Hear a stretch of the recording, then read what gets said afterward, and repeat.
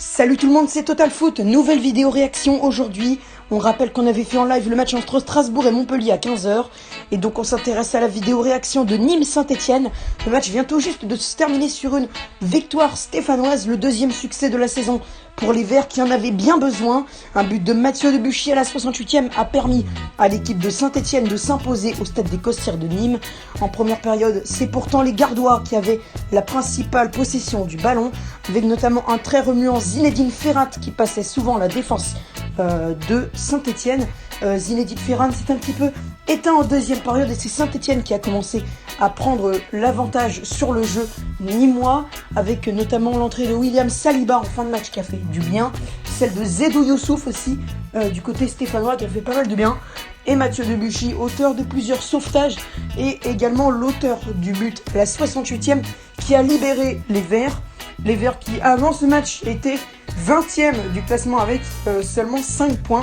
Maintenant ils ont 8 points, faudra que je me renseigne sur le classement officiel stéphanois, mais en tout cas il est assez bon et les Stéphanois qui ont quand même réussi à se redresser un peu.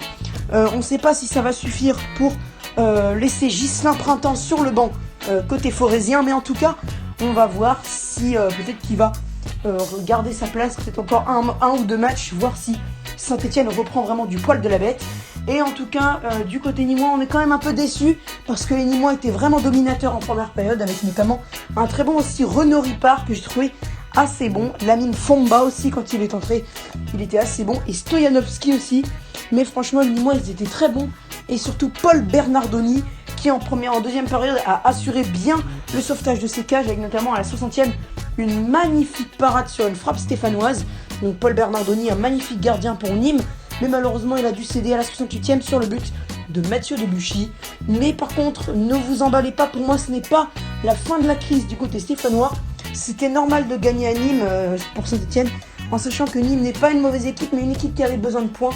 Et ils étaient un petit peu, à part la première période, assez faibles. Donc les Stéphanois ont réussi à passer, mais il va falloir attendre avant d'officialiser la fin de la crise pour les Verts.